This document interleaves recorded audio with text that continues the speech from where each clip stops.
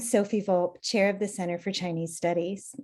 Our speaker today is Manfred Elfstrom. Manfred is an assistant professor in the Department of Economics, Philosophy, and Political Science at the University of British Columbia, Okanagan.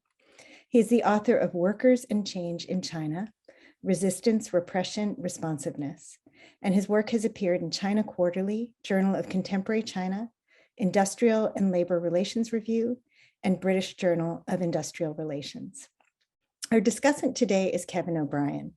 Kevin is Walter and Elise Haas Professor of Asian Studies, Jack M. Forsey Chair in Political Science, and Director of the Institute of East Asian Studies at UC Berkeley. Welcome, Manfred. I'm very excited to be part of your speaker series. Today, I'll be speaking about that book that was just mentioned, Workers and Change in China, Resistance, Repression, Responsiveness. At its most basic level, the book concerns the power of ordinary people to bring about change in difficult political circumstances. Specifically, as its title suggests, it shows how resistance by Chinese workers is altering the Chinese state from below, albeit in a contradictory manner, simultaneously building the state's repressive and responsive capacity. I begin the book with a pair of anecdotes. The first dates to April 2004. At that time, after enduring physical and verbal abuse, poor food, a pay cut, and then a pay delay, thousands of workers went on strike and protested at two shoe factories, Xingang and Xinshong, both owned by the Taiwanese firm Stella International. The incident quickly escalated. Workers smashed production equipment and flipped vehicles belonging to management. It ended up taking factory security and public security about 3 hours to restore order. Afterward, the police detained dozens of the workers and charged 10 of them with intentional destruction of property. But things didn't end there. Labor groups based outside mainland China placed pressure on the multinational sourcing from Stella, urging leniency. Moreover, the renowned human rights lawyer Gao Zhisheng agreed to take the accused workers' case and gave a stirring speech in their defense. The outcome, although the workers were initially convicted, they were acquitted on appeal. Fast forward a decade. In 2015, angry that Stella had not made legally required payments into a housing fund, 1,000 employees at Xingang once more took to the streets and were joined by hundreds of comrades at Xinshong. This time, the Chinese state seemed better prepared. Photos of the 2015 protests showed hundreds of riot police lined up in neat formation. Workers were effectively kettled within the factory grounds and K9 units were deployed. Lawyer Gao, who gave the dramatic defense in 2004, had long since disappeared into prison, then been released, then disappeared again. Foreign groups had less political room to advocate for strikers, and multinational social compacts had been scaled back. Labor's options had seemingly been significantly reduced since the last showdown. However, authorities had also become more willing to meet workers halfway. Doubtless under pressure from the government to do its part to maintain social stability, Stella quickly conceded to employee demands, paying the workers their housing subsidy in cash. And a year later, when the Xingang factory shut down entirely, management went above and beyond what was required by law and generously compensated employees avoiding another standoff. Thus, from another perspective, labor was in a much better position than before. So what, I ask, changed in the years between the two incidents? The short answer I give is that workers from all over China, but especially in the country's southeast, where Xingang and Xinshong were located, began taking to the streets. Although official Chinese strike statistics are not available, unofficial counts, including those of China Labor Bulletin, the Chinese Academy of Social Sciences, and my own China strikes data set, which I rely upon throughout the book and at various points in this presentation, and which I'll explain in a lot more detail later, show a dramatic upward trajectory in workplace conflicts over the course of the early 21st century. Before we get into my argument, it's worth doing a short run through of some of these incidents, I think, so they're more than just numbers to you. The most famous one is this work stoppage at a Honda auto parts plant in Guangdong in 2010 that shut down the company's entire Chinese supply chain and sparked similar actions at other Honda, Hyundai, and Toyota plants. Another is this strike in Chongqing in 2008 that spread to over a dozen cities across the country. These pictures show a violent protest that blocked the privatization of a steel mill in Jilin province in 2009 and inspired an equally successful anti-privatization effort at a mill in Henan. The teachers in this pair of images are demonstrating in Wuxi, Jiangsu in 2012. And here's a strike by almost 40,000 Guangdong shoe factory workers in 2014, probably the biggest single industrial action since the 1949 revolution. This is a nurses' strike in Huabei, Anhui in 2016. And here you can see a mobilization by workers in an electronics factory that drew the support of Marxist student groups in 2018. And finally, these are pictures from a truckers' strike that occurred nationwide in 2018. The result of all this contention, I argue, is that Chinese governance has been profoundly altered, but in a contradictory manner. In the book, I sketch a bottom-up process by which this change has taken place, a process that stretches from shop floors all the way to the halls of power. First, you have various combinations of economic sectors and worker demographics that I dub recipes for resistance. These generate different forms of resistance. These different forms of resistance then bump up against state officials' bureaucratic incentives. The central government in China is intensely concerned about stability, and this concern is transmitted level by level down to local officials in the form of various bureaucratic incentives to demonstrate to their superiors that they're on top of things when conflict rises. Demonstrating competence yields distinct regional models of control, different models for different forms of resistance. These models add up, on average, to increase state repressive capacity on the one hand and state responsive capacity on the other. This strengthening may be complementary at first. Repression puts an outer bound on how far the resistance, responsiveness, opportunity spiral can run. And responsiveness might take some of the sting out of repression. But the dual dynamic becomes contradictory over time as repression undermines the trust built by responsiveness, and responsiveness encourages the very activism repression is meant to deter. More broadly, investment in these two forms of capacity inevitably comes at the expense of other forms of capacity building. The process hurts the alliance with business people that the Communist Party has cultivated since the early reform era. And it's just extremely difficult to expertly balance carrots and sticks forever. In the end, you have a lurched, warping form of political development. Let's take this process one step at a time, beginning with the different recipes for resistance. Certain factors tend to coincide with higher worker militancy. Here you can see, for example, how strikes cluster in counties with higher migrant worker populations, the darker shaded counties in the slide. I show that in places like this and in sectors like light industry, construction, transportation, there's more of what I call transgressive and, borrowing from my discussant today, Professor O'Brien, boundary spanning resistance. In contrast, in places with higher tech, higher value added industries and more local workers, you see more contained resistance. Contained resistance means tactics like litigation and petitioning, demands for the enforcement of minimal legal standards, and the use of only worksite networks as organizations.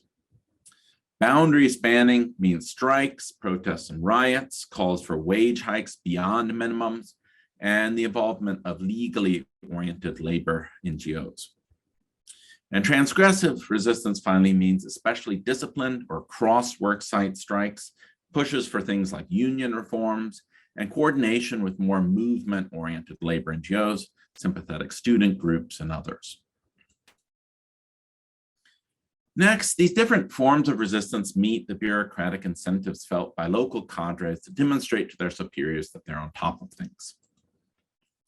Interviews I've conducted show the extraordinary pressure that unrest places on individual local officials. So, for instance, a government researcher in Nanjing said to me, officials are judged as much or more on stability as they are on economic development. It doesn't matter how much you grow the economy, if you have a lot of big incidents, that cancels out your economic achievements. Meanwhile, a Labor Bureau official in Tianjin had this to say to me. Why do officials care? Well, every year, the city will review their reports, that is, their reports with regard to stability maintenance. The officials from different places will just have to sit there and not be able to say anything, while the city notes where he or she has done well or badly. This puts a lot of pressure on people. Such pressure isn't just some free-floating anxiety. It comes with real career consequences. Here you can see that membership turnover on the Politics and Law Committee responsible for stability maintenance in Shenzhen, a leading city in the tumultuous Pearl River Delta, has been higher than turnover in the Politics and Law Committee of Suzhou in the relatively calm Yangtze River Delta. Given this sort of churn, bureaucrats in contentious places have strong incentives to signal to their higher-ups that they're doing all they can to keep the situation under control. As you can see in this pair of graphs, as labor unrest has grown in the Pearl River Delta compared to the Yangtze River Delta, shown in the left-hand side here, the public security sections of almanacs in the Pearl River Delta, these are volumes given as gifts to visiting delegations from Beijing and elsewhere, have shown more attention to workplace issues as measured by their mentions of a number of key labor terms. And that's shown over in the right here, presumably in a bid to reassure central authorities.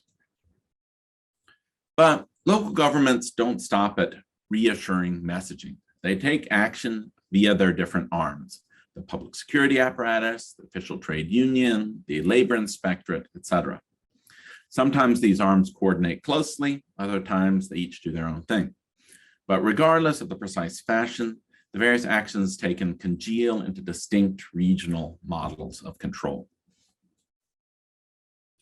To capture the different forms these models of control can take, the book uses two most similar case studies. These are the regions I used in my graphs of leadership turnover and official messaging just now.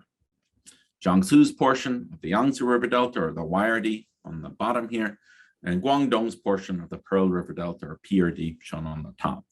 As I've said in other presentations, these pictures are actually a little bit unfair because, at least in my experience, Guangdong is much less polluted than Jiangsu because of how pollution blows out to sea there or some other reason.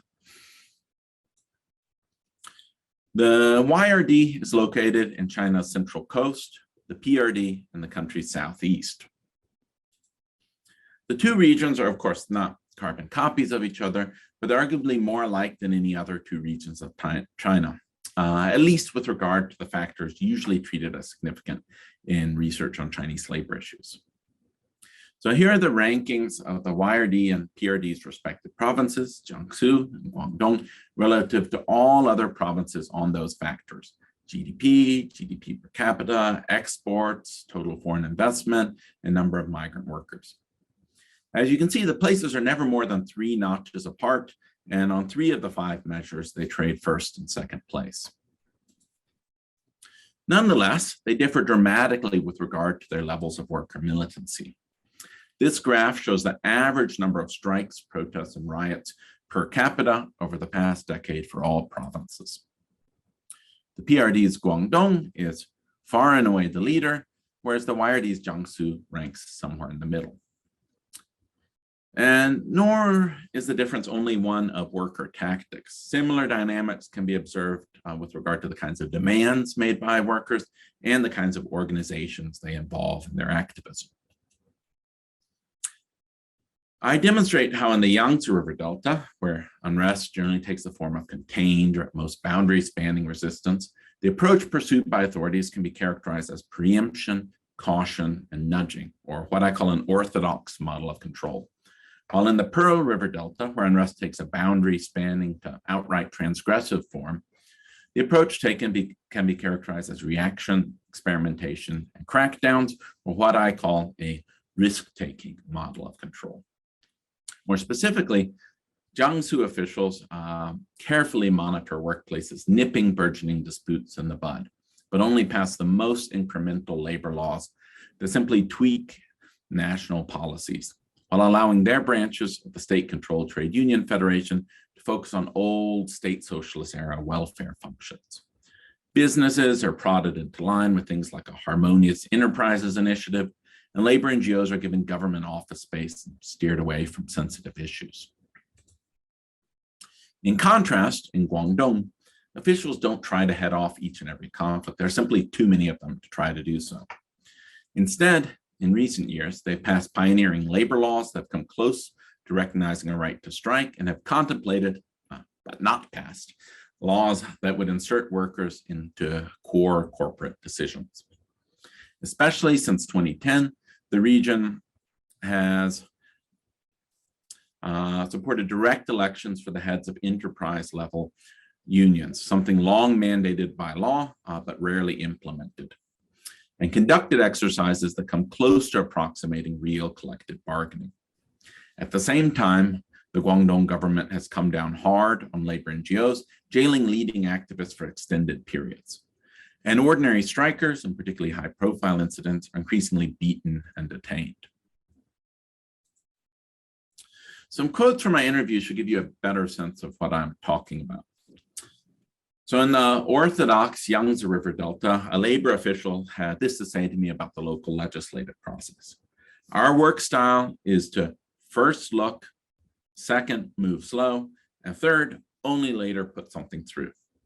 In contrast, in the risk-taking Pearl River Delta, China Labor Bulletin, the advocacy group, had this to say about Guangdong's draft law on the democratic management of enterprises. Once this local level legislation has been passed, we think it could trigger a major overhaul of the collective consultation system that's prevailed in China over the last 2 decades. And again, in the orthodox Yangtze River Delta, an NGO leader had this to say to me. Work for my organization is slowly getting better. People didn't fully understand organizations like this at first. Now the government is supportive.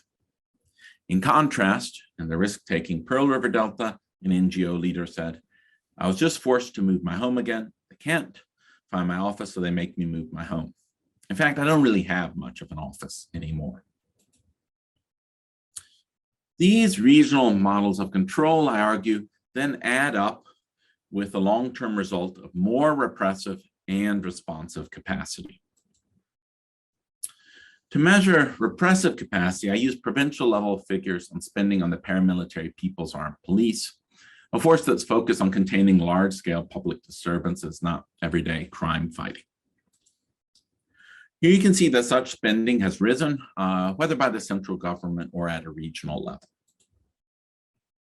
And to measure a responsive capacity, admittedly a tougher concept to quantify, I use the outcomes of formally adjudicated employment disputes, measured again at the provincial level. More outcomes entirely or even just partially in favor of workers, I argue, show a greater capacity to buck the will of powerful employers and respond to grassroots pressures. Here are the total number of formally adjudicated employment disputes decided in a pro-worker, split, and pro-business manner nationally. As you can see, all types of decisions are rising. After all, the total number of disputes is rising, but pro-worker and split decisions are rising the fastest. And finally, to measure worker resistance, I rely on the geo-referenced China strikes dataset I've already drawn upon several times in this presentation. It might be good to slow down for a moment at this point and finally explain the dataset a little bit better. China strikes includes 1,471 strikes, protests, and riots occurring between 2003 and 2012, or the Hu-Wen administration.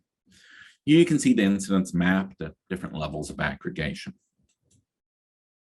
The dataset is publicly available online. I've put the URL for it here at the top of the page, and its website includes detailed reports for each incident I've collected. Visitors to China strikes can submit information on any incidents that they know of that I've missed using the handy upload form shown here. I've received maybe half a dozen reports this way. I've checked the data set against another similar data set maintained by the Hong Kong-based advocacy group China Labor Bulletin, or CLB, which covers the years 2011 to present, adding in the incidents that CLB captured that I missed for the couple years we overlap. And finally, a research assistant has rechecked every year of my data set using a fixed set of websites and search terms, which are listed here. In this slide, which is similar to one I showed you earlier, you can see my count of China strikes in red, alongside CLB's strike count in black with a dotted line, a count by the Chinese Academy of Social Sciences in blue, and mass incident numbers that the government released until 2005, but no longer makes public, in green over on the left there. And here you can see that not only do strikes appear to have increased, at least in the period under study, but they've become more ambitious in their aims. The orange line shows the percent of incidents featuring demands for higher wages, and the red one shows the just aggregate number of incidents featuring demands for higher wages. To document the relationship between resistance, repression, and responsiveness measured in the ways I just explained, I estimate 4 cross-sectional time series models that take this form, with change in strikes as my principal independent variable, and change in either people's armed police spending or change in the number of employment disputes decided in favor of workers, split, or in favor of business as the dependent variables.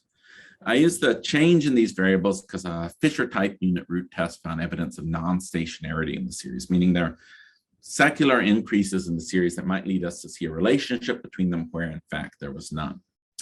This introduces some complications for interpretation that others have since said to me are unnecessary. But the results I'll show you in a moment largely hold under other model specifications, such as a panel fixed effects model with lagged strikes. I can discuss my controls in the Q&A if you'd like. As you can see, changes in strikes are positively and significantly correlated with both changes in people's armed police spending, as well as pro-worker and split decisions. Specifically, an increase of 1 strike in my data set, or more accurately, an increase in the increase of 1 strike, is correlated with 96 more cases decided in workers' favor and 67 more decided in a split manner. Meanwhile, there's no significant relationship with pro-business decisions. To account for the possibility that strike reporting varies across provinces, I use provincial fixed effects and get the same results.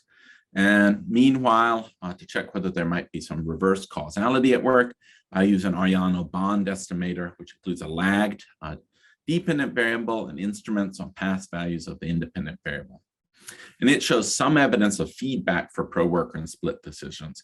In other words, these decisions in turn seem to encourage more strikes, but a stronger and negative relationship with pro-business decisions, while the relationship with police spending stays the same.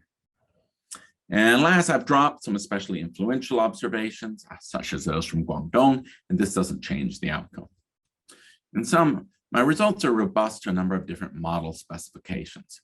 At least with my measures, it's evident that increased resistance yields, on average, greater repressive and responsive capacity. Finally, I address a remaining issue in my book, elite politics. So might not individual politicians complicate the dynamics I've described? For instance, reformers in the government could conceivably raise workers' hopes and encourage protest, while also responding to those protests in unique ways. To examine this possibility, I use a shadow case study of Chongqing. Chongqing strikes, protests, and riots, like those of Jiangsu, are only average.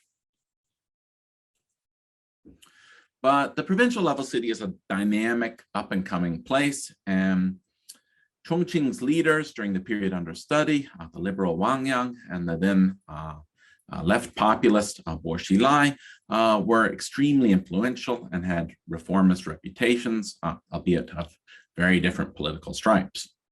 Bo Xilai was incidentally also known for heavy-handed repression directed at his opponents. So if important changes in labor policy originate from political elites, they should appear in Chongqing, and under these people, if anywhere or anytime. However, a couple of splashy incidents aside, like the taxi strike I showed you a slide of at the beginning of this presentation, I show that little happened in Chongqing under either leader in terms of industrial relations. The city's trade union attended to routine responsibilities, and local regulations followed the lead of national ones. But in contrast, when Wang Yang was transferred to tumultuous Guangdong, he initiated a number of changes to workplace governance. And importantly, none of the workers I interviewed said that they protested any different because these people were in power either, although many expressed support for Bo in particular. Thus, politicians may be more or less inclined to shake things up, but whether they direct their energies to tinkering with industrial relations in particular, rather than other issues, depends on worker pressure. And workers, I submit, are mainly driven by structural pressures, not their perception of the political winds. At a national level, things have definitely changed under Xi Jinping. There's more of an emphasis on using the state's repressive capacity than its responsive capacity to maintain labor. In particular, China's growing circle of labor rights NGOs has been nearly completely crushed. But I submit that the change is not as dramatic as it's sometimes portrayed. There were waves of repression before Xi, after all, such as during the Rust Belt state-owned enterprise restructuring of the late 1990s and early 2000s, when some activists were given 10-year sentences. And there have been some minor reforms to labor policy under Xi too, such as new regulations on the platform or gig economy. Although those reforms have, in line with my theory, been accompanied by the arrest of a prominent organizer of delivery workers. What are some of the broader implications of the book? First, contradicting both the transitology and resilience paradigms in research on authoritarianism, which treat the state as relatively fixed, either as unable to adapt, therefore on the verge of collapse, or as some sort of omniscient puppet master, show that day-to-day change in autocratic rule is real and worth studying. Social movements have an impact outside of democracies. And broad shifts in governance, not just individual wins and losses, are observable. Autocracies are maybe best understood as nesting regimes within regimes. Protest builds the state, but also warps it. And maybe most basically, my book cautions against overly linear understandings of political change. And for supporters of China's workers, it leaves reasons for both optimism and pessimism. Thank you so much again for the opportunity to join this series, and I'll leave things there and look forward to your comments. As you heard, this is a book about recipes of resistance and how they interact with and intersect with regional models of control.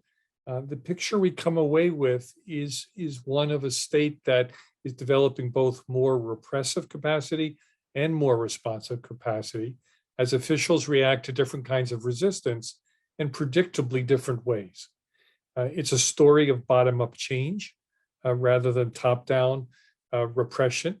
And in very much the modern tradition in China studies, Manfred is starting to look in a creative way at the effects of protest, something that's quite hard to get your arms around.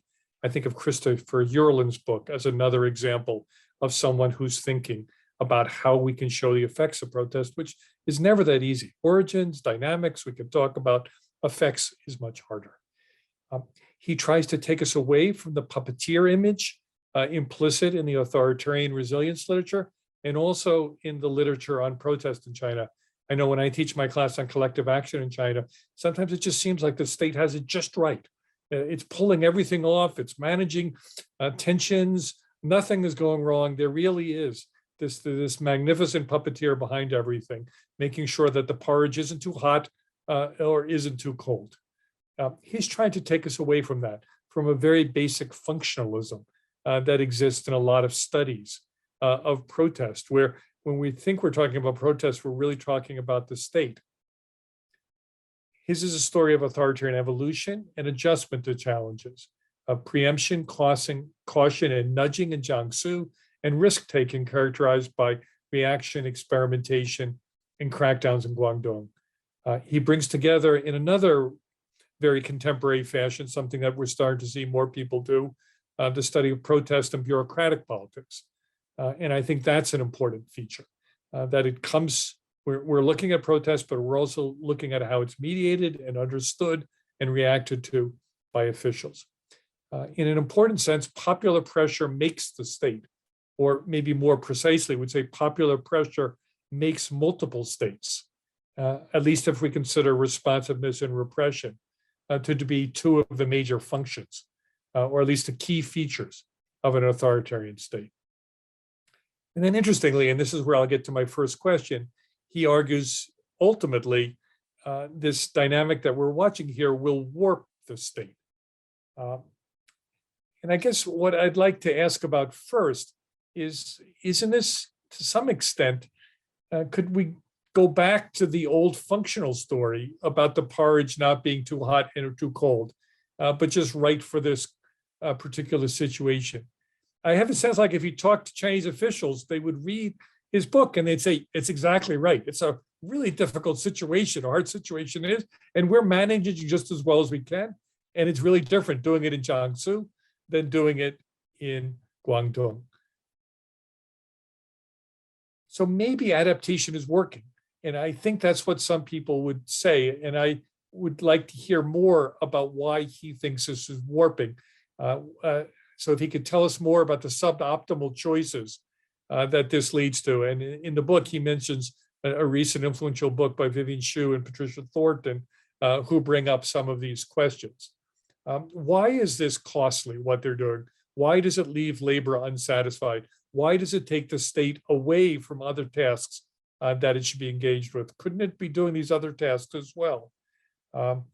He mentions coordinating carrots and sticks is a lot of what is going on, but that is really, in a way, that is what governance is coordinating carrots and sticks. And again, these Chinese officials might say we're hacking along, doing the best we can. And I think one of the strengths of the book is that he doesn't just look at carrots, like the big authoritarian responsiveness literature, or just look at sticks, like the big repression literature. So he almost draws me back to that kind of functional explanation by looking at both of these and how they're doing the best they can. So I guess the question here to start with is maybe officials are learning pretty effective recipes of control, just like workers are learning recipes of resistance. So let's hear a little more about the warping and why this really is not working as smoothly as it seems.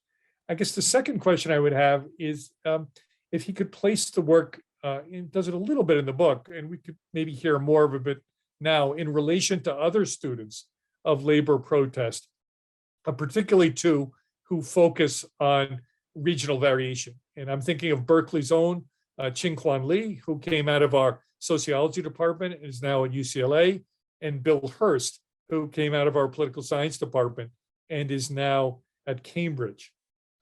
When they read your book, what will interest and delight them about your work? How do you build on them, engage them, contest them, carry the ball forward? When I teach your book next to them, what is going to be the new, interesting, sounds right, but I never thought of it before angle that we haven't heard from Lee and Hurst about a somewhat earlier era? And then the last thing Manfred brought up toward the end, which has been a feature of all books of the last 3 or 4 years that is really hard to get around, and especially given the academic production cycle that takes many years. I'm sure you all noticed his charts ended in 2012. And particularly when we're talking about, for example, the increase in the amount of protest. And the best protest event analysis now shows that after 2014 or so, protest has been going down pretty sharply. So can Manfred tell us a little more about the Xi Jinping era and give us a little more of an explanation of how this isn't a story about a China that has changed very dramatically in the last 10 years or so. So what's happening to the recipes of resistance the last decade? what's happening with repression and responsive capacity, and also the practice of repression and responsiveness. And I guess the large question there, with Xi, the chairman of everything, is there only one way to deal with protests now? So this would be a very fundamental change that would be occurring. One of the whole points of Manfred books is that there are these differences in these different places, but are we heading toward a place that there's only one way to deal with protest? And the example I would think of is something like NGOs and the role of NGOs. We know the ones in Guangdong got hit hardest in 2015. Is the same thing happening in Zhejiang? In Zhejiang, are they hanging on and doing individual legal services and other kinds of things? And are some of these patterns still present? Or once we see a decision to repress LGOs, all this very carefully defined and explained variation that Manfred has says goes away. Okay, I'll leave it there, and we're now going to turn to Sophie, who's going to be moderating, and we'll watch some questions coming in. And I guess while we wait for the first question or two, Manfred, if you want to, you could take up one of my three questions about functionalism, about the Xi era, or how do you fit in with a line on labor protest and regional variation that I'm tempted to call the Berkeley School. Let's call it the Berkeley School. They're all wonderful questions. Maybe I'll, for the moment, just deal with the first one and save the other two for if there's a gap later on in the discussion. In part, my argument that labor unrest is warping the Chinese state might reflect a little bit of wishful thinking on my part. It's certainly the case that other governments, including liberal democracies, have a hard time dealing with waves of industrial contention. I think there are unique aspects to authoritarian regimes and how they handle this. The US, for instance, had its big wave of contention in the 1920s with things like the Battle of Blair Mountain, and then its crackdowns on those, and then later in sequence, concessions to labor during the New Deal era, whereas authoritarian regimes, I argue, are flying blind a little bit and tend to just throw everything at the problem at once. Again, both the repression and the responsiveness, the carrots and sticks, not one followed by the other, depending on the political winds, but both together. And I do think this means, missed opportunities with other state priorities. The two hands undermine each other a little bit. And I think just the costs of getting things wrong are higher for authoritarian regimes than they are for democracies, for the simple reason that workers in the United States, or here where I am in Canada now, can be funneled into electoral channels after a couple years go by, whereas there just isn't that pressure release valve in China. But I think time will just tell us whether this is really a story of adaptation versus warping and self-undermining behavior. And some of that element of the book may be too forward-looking and speculative. Well, editors always expect that, and you have to end with a flourish. And the flourish, you can sometimes get out a little beyond your skis, but that's the nature of writing a book as well. That's right. Yeah. And I just want to say, Manfred, I think your historical research is, historical, but 10 years ago is so important because of how rapidly things have changed. So our first question is, what are your thoughts on the influence of changes in labor supply and perceptions of changes in labor supply on both the incidents of protest and responses thereto? So as I understand the question, it's one of sort of labor market tightness and job opportunities. The general takeaway of the industrial relations literature is that people go on strike and protest when the economy is good. more so than when the economy is bad, because there's more surplus to share, more rents to share on the part of the companies, and because workers have other job options if they get fired for striking. And I think you're seeing that in North America right now with, for example, the Starbucks strikes that are spreading. And I think you definitely saw that in China around the time of the Honda strikes in 2010 or so. The question would be, as the number of workers coming to the coast starts to dry up, do workers have even more leverage than before? Is this, somehow changing the nature of labor activism? I think it's another thing that just sort of deserves more time to judge. I think an interesting element of this, though, is the companies that are moving from the coast inland.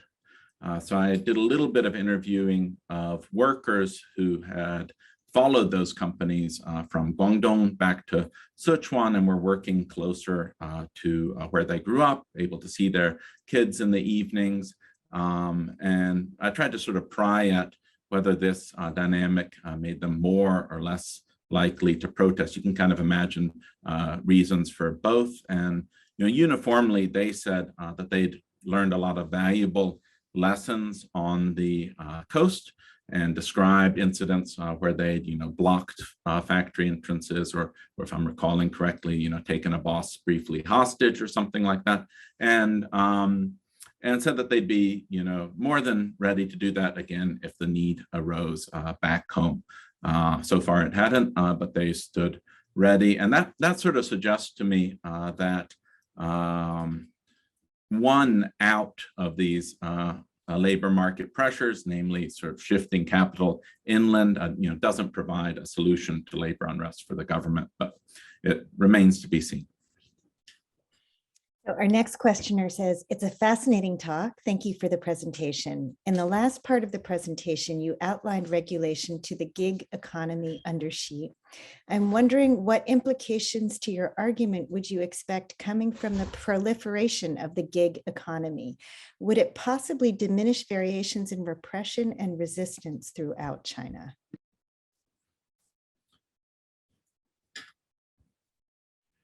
My impression so far, and that's a great question, is that the same dynamics you saw among factory workers and among taxi drivers are cropping up among gig economy workers.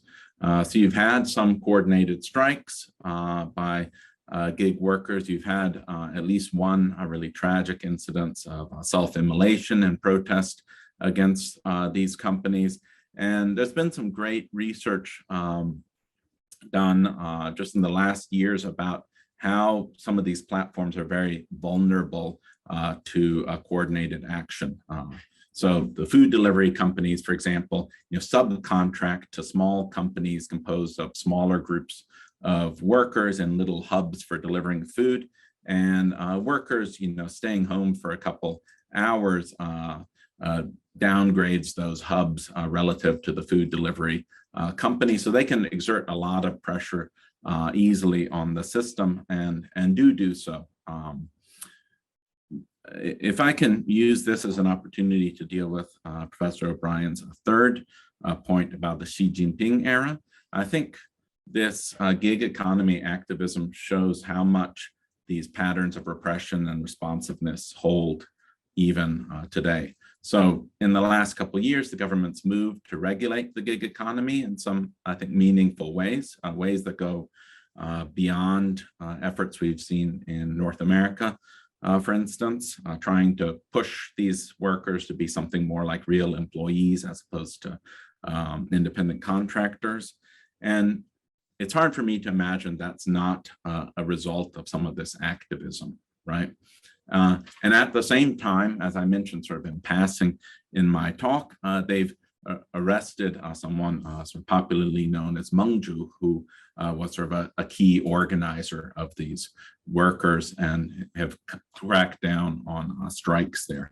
So you're seeing the activism transfer over to this sector.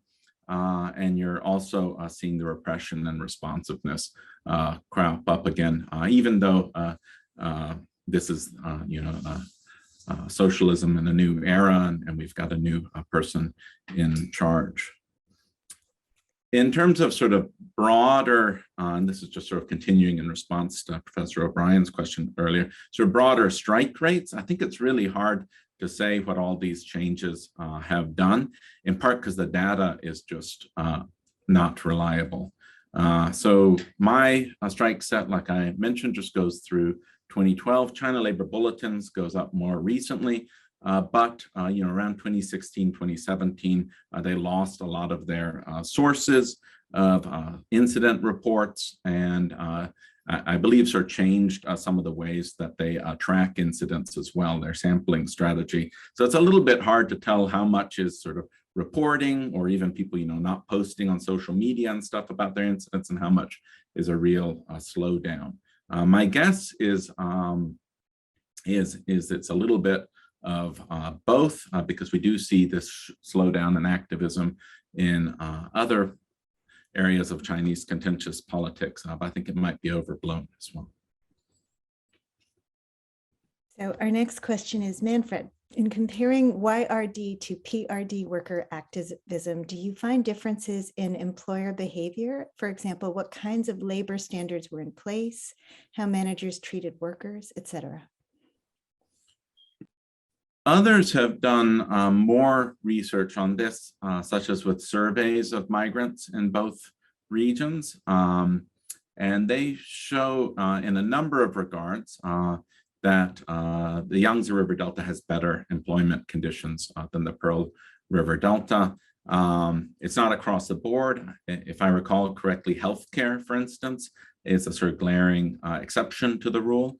But in general, factories in the Yangtze River Delta are better than ones in the Pearl River Delta, which shouldn't be surprising. They're higher value-added factories, whereas the Pearl River Delta ones tend still to be more sort of light manufacturing, labor-intensive factories that have lower wages and more brutal conditions. And my argument, again, is those kind of structural factors are primarily what drives workers to protest or not, more than whatever the government is doing. So here's a further question. How were you able to distinguish between the state's responsive and repressive capacities in terms of what is happening in the province of Xinjiang with the Uyghurs? It's an important question. And my book, and I hope this doesn't read as too much of, or sound like too much of a cop-out, my book is really about workers and maybe in the final analysis, first and foremost, workers on the coast. And in the end, I argue that the dynamics don't hold completely for all groups, and that people in Xinjiang or people in Tibet protesting about labor issues even may not have their protests treated first and foremost as employment issues, but rather as questions of national self-determination or splitism, depending on one's reference point. And the Xinjiang situation obviously is one of mostly repressive capacity being brought to bear, and not a lot of meaningful responsive capacity being put to use, at least at this moment. There are other groups maybe that have experiences closer to those of workers. You can think of say, environmental organizers in some ways, and other groups that have experiences closer to those of people in Xinjiang or Tibet, for instance, at least in recent years, religious minorities on the coast, house churches, and that sort of thing. Though others can speak much better to that than I can. If I could jump in for just a section, even on a place like Xinjiang, I think of Tom Cliff's work on Xinjiang, where he says Uyghurs are not the objects of policy in Xinjiang. What really matters if you're an official in Xinjiang is how the Han people are doing. And the question of whether you're being responsive or not to Han people in Xinjiang is the question that keeps the provincial party secretary up at night. So even in this largely repressive environment, it seems like responsiveness, and the book's getting a little old now, but not that old, is still a really important feature of being an official at the provincial or lower level in China. And I could imagine Han workers in Xinjiang may experience some degree of responsiveness, much like your book talks about, at the same time that there's repression going on toward another population and just down the street at the same time. So that would be very compatible with the kind of arguments you're making. That makes a lot of sense to me, and I think is a useful angle on the question. So our next question is, in her 2007 book, Jingguan Li argued that one factor causing migrants to limit their actions to format or law-mediated grievances was their dispersion due to continued possession of small plots of land.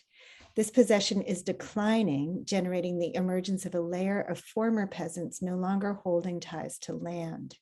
In analyzing your data, are you able to distinguish differences in action or response depending on whether the workers are in possession of a small plot or not tied to the land? It's a great question, and usefully brings us back to Jingguan Li's important work and Bill Hurst's as well.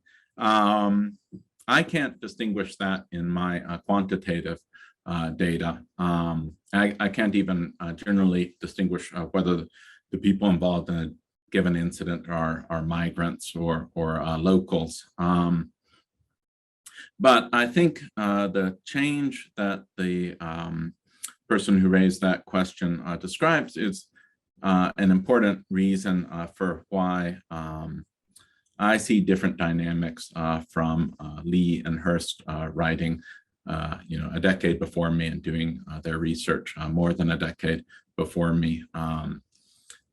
Migrants aren't newly arrived in factories when I'm doing my research. They've been coming to the factories for a couple of generations, and that nest egg back in the countryside, that ability to, have their social reproduction sort of largely taken care of in the countryside has been eroded, like the question, the person who raised the question hinted at. I think Julia Chuang and other people have done really great work mapping this process out in a lot of detail.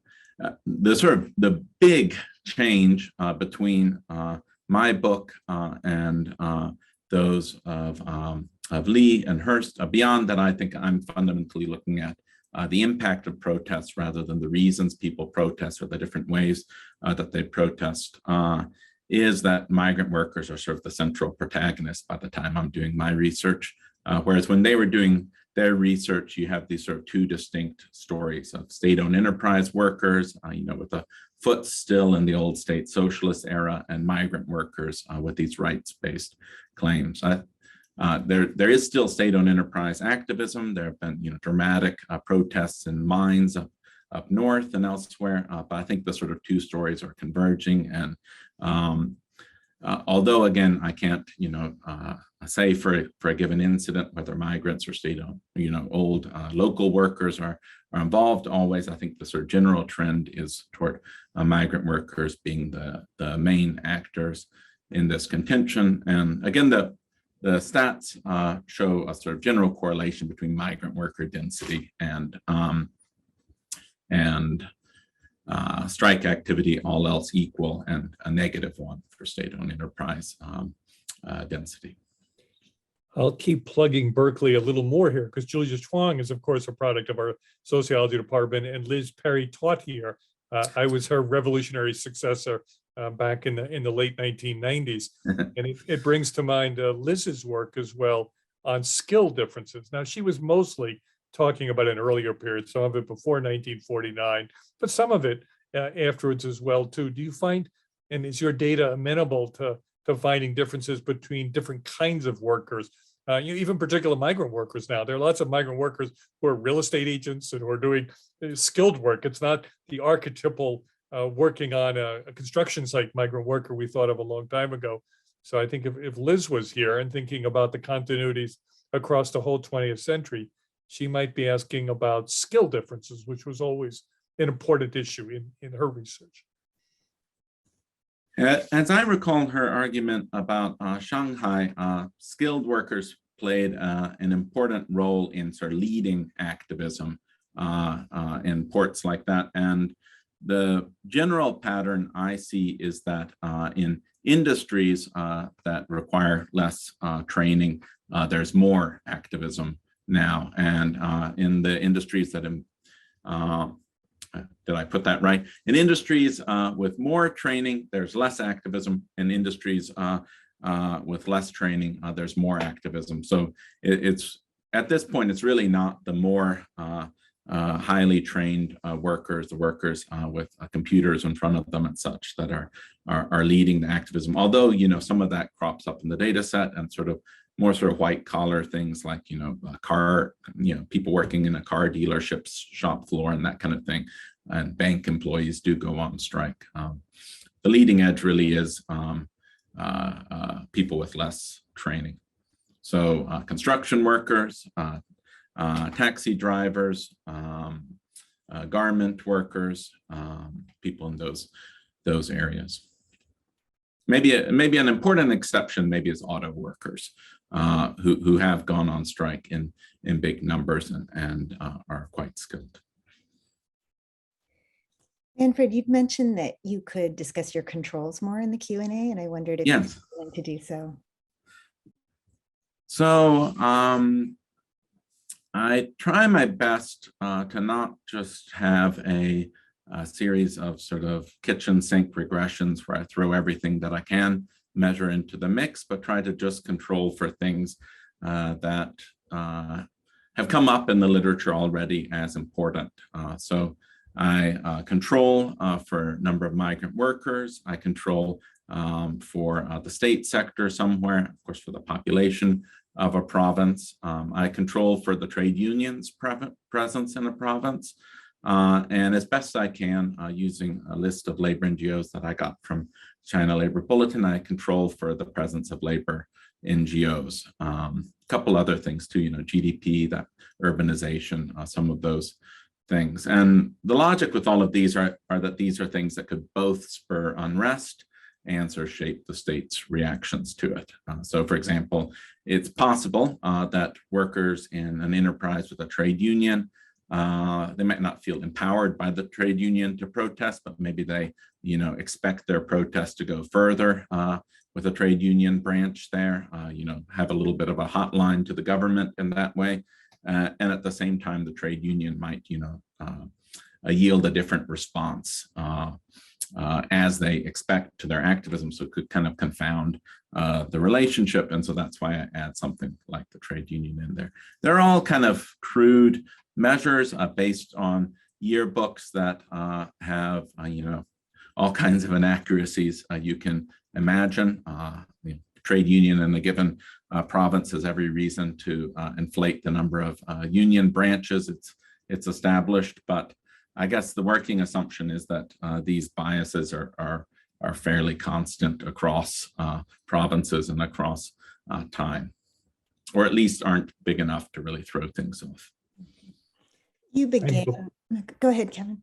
I'm becoming a broken record about Berkeley people, but Eli Friedman is another person. Once you mentioned trade unions, and he must have been one of your teachers at Cornell. And did you come across him? And he had a story about trade unions, and I was curious. When I read, you might think I only read people who went to Berkeley, but I do have to read all these dissertations. So I remember reading his dissertation 10 years ago about trade unions, and he was a little more in the sociology, Polanyi, and big think way that we in political science have abandoned some time ago. But I'm wondering how you intersect with work on trade unions, and do you come away with a different take than he has, or Feng Chen, or are you more or less in their camp? How do you position in relation to them? One could just read people from Berkeley and get a long way.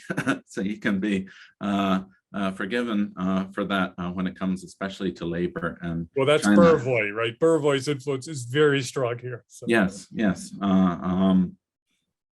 Yeah, and of course through people like Qingquan Li and so on.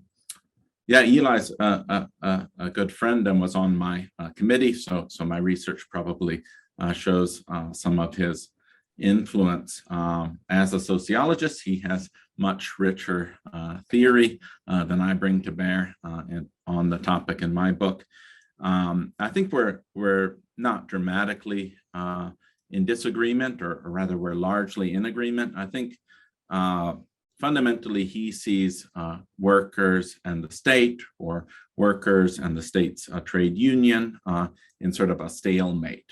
They're in this insurgency trap, as he describes it. The state can't make the kind of concessions that would institutionalize labor, and labor can't sort of make the breakthrough into being sort of a recognized actor and sort of normal political processes. So you just have sort of constant insurgency and sort of patchwork efforts to keep it contained. My takeaway, I think, is just sort of somewhat at odds with that, in that I see a sort of more dynamic situation where the state is sort of evolving as it contends with labor, rather than being in a stalemate. But I think we overlap a lot in our thinking. You alluded to it only briefly, but one of the things that I found odd being here at Berkeley is, if I want to learn about the state, I go to the sociology department, not the political science department. And I thought the state was kind of our bailiwick. That's where we work. But the most interesting people thinking in the biggest way about the state are people like Qingquan Li and Eli Friedman. And it is quite striking how a division of labor has developed, where I thought they had society and we had the state and power. They're doing pretty good work on the state.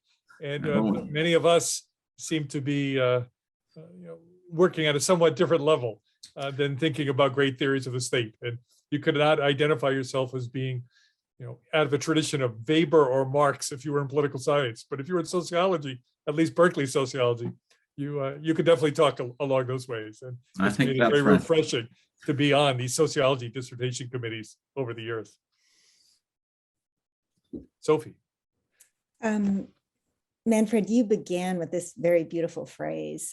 You said that rather than arguing for a linear form of political development, you wanted to argue for a lurched and warping form of political development. And I just wondered if you want to close us out with some reflections maybe on the last months and how the COVID pandemic may have affected the story you're telling here, the nonlinear story that you're telling here. I know it must be very hard to get data, but I just wondered if you wanted to close us out with any thoughts. But I think it is an example of how processes can be brought to a standstill and then started up again, but on a somewhat different footing, and how sort of predictions of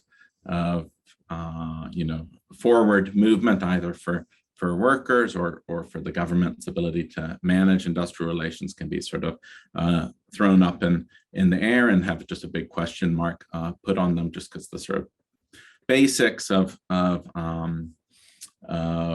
the underpinnings of the economy are reorganized. I mean, the sort of rise of the gig economy and delivery workers is very much, it's not a product of COVID, but it's been sped up by COVID. And it'll be interesting to see what happens with logistics workers and ports and that kind of thing once things pick up again. But I think it's exactly the sort of thing that throws things up in the air, and we'll see if